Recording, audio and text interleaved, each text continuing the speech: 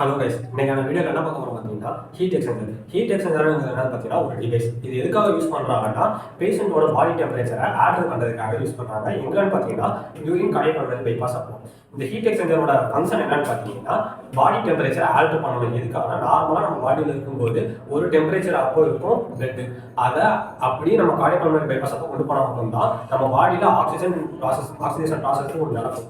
அப்படி ஒழுங்கான டெம்பரேச்சர் கொண்டு போனோம்னா அங்கே வந்து பேஷண்ட் அவுட்கம்ஸ் வந்து கிரிட்டிக்கல் கொண்டு போகிறதுக்கு சான்சஸ் இருக்கு. இதில் என்னென்னலாம் கொண்டு போனால் பார்த்தீங்கன்னா யூஸ் பண்ணி நார்மோதெர்மியா மெயின்டைன் பண்ண முடியும். அதே மாதிரி பேஷண்ட்டை ஹைப்போதெர்மியா கொண்டு போக முடியும். இல்லைனா பேஷண்ட் ஹைப்போதெர்மியா கொண்டு போன பேஷண்ட்டை ஹைப்போதெர்மியா கொண்டு வரதுக்காகவும் இது யூஸ் பண்ண முடியும். பேஷண்ட்டோட பிளட் நம்ம ஹைப்போதெர்மியா கொண்டு போகிறதுனால என்னென்னலாம் நடக்கும் பார்த்தீங்கன்னா கொயோகுலாபதி நடக்கிற வாய்ப்பு இருக்கு, இன்ஃபெக்ஷன் நடக்கிறதுக்கு வாய்ப்பு இருக்கு. அது மட்டும் இல்லாமல் மயோகார்டியல் டிஸ்ஃபங்க்ஷன் நடக்கிறதுக்கும் சான்சஸ் இருக்கு. இதுவே ஹைப்போதெர்மியா கொண்டு போகிறதுனால என்ன ஆகும் பார்த்தீங்கன்னா செல்லுலார் டேமேஜ் நடக்கிறதுக்கு வாய்ப்பு இருக்கு.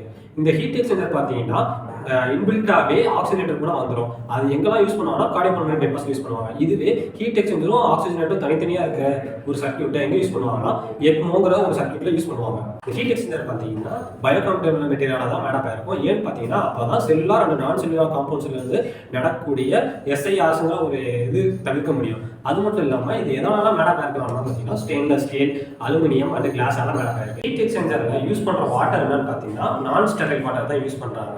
டைப்ஸ் ஆஃப் ஹீட் எக்ஸ்சேஞ்சர்ஸ்ல வந்து 3 டைப்ஸ் இருக்கு. அது எதை டிபெண்ட் பண்ணி 3 டைப்ஸ் இருக்குன்னா அதோட பிளட் ஃப்ளோ டிபெண்ட் பண்ணி இருக்கு.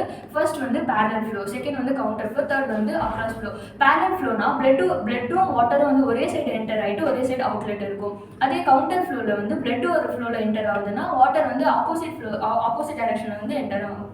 தேர்ட் டைப் வந்து அக்ராஸ் ஃப்ளோ, பிளட் ஒரு சைடில் இருக்குன்னா அதுக்கு பர்பெண்டிகுலராக வந்து வாட்டர் வந்து என்டர் ஆகும். அது மூலமா ஹீட் எக்ஸ்சேஞ்சர்ஸ் வந்து நடக்கும். ஹீட் ட்ரான்ஸ்ஃபர் எதுக்கு பார்க்குறோன்னா ஹீட் எக்ஸ்சேஞ்ச் வந்து எவ்வளோ ஆயிருக்குன்றதை பார்க்குறதுக்கோசரம் ஹீட் ட்ரான்ஸ்ஃபர் பார்க்குறோம். இதுக்குன்னு ஒரு ஃபார்முலா இருக்குது. என்னென்னா heat transfer equal to blood inlet into blood outlet divided by water inlet into water outlet. இதில் வந்து 3 ப்ராசஸ் இருக்குது. என்னென்னா கண்டக்ஷன், கன்வர்ஷன், ரேடியேஷன். மோஸ்ட்டாக இப்போ என்ன பார்க்குறோன்னா கண்டக்ஷன் அண்ட் கன்வர்ஷன் மட்டும்தான். இப்போ வந்து ரேட் அண்ட் கூலிங் அண்ட் ரீவார்மிங் பற்றி பார்க்க போகிறோம். ஒரு பேஷண்ட்டை நம்ம டீப் ஹைப்போதெர்மியாவுக்கு கொண்டு போனது 18 டிகிரி செல்சியஸ்க்கு கொண்டு போயிட்டு ரீவார்மிங் பண்ணும்போது ரொம்ப ப்ரொலாங்காக கொண்டு போகும். ஏன்னா 1 டிகிரி செல்சியஸ் இன்க்ரீஸ் பண்ணுறதுக்கு 3 to 5 minutes ஆகும். அதனால் வந்து நம்ம வந்து ரீவார்மிங் பண்ணும்போது ரொம்ப ப்ரொலாங்காக பண்ணுவோம். 37 டிகிரி செல்சியஸ் கொண்டு போகும்போது ரொம்ப லாங்கராக இருக்கும்.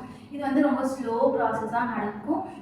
இது வந்து ஏன் ஸ்லோ ப்ராசஸாக நடக்கும்னா நம்மளோட பிளட் வெசல்ஸில் வந்து மைக்ரோ பபிள்ஸ் எதுவும் ஃபார்ம் ஆகாமல் இருக்கிறதுக்கோசரம் நம்ம ஸ்லோ ப்ராசஸாக பண்ணுறோம். இது வாட்டர் பாத்தோட டிகிரி வந்து எவ்வளோ இருக்கும்னா 42 டிகிரி செல்சியஸ். இந்த வீடியோ உங்களுக்கு பிடிச்சிருந்தா லைக் பண்ணுங்கள், ஷேர் பண்ணுங்கள், கமெண்ட் பண்ணுங்கள், மறக்காமல் சப்ஸ்கிரைப் பண்ணிடுங்க.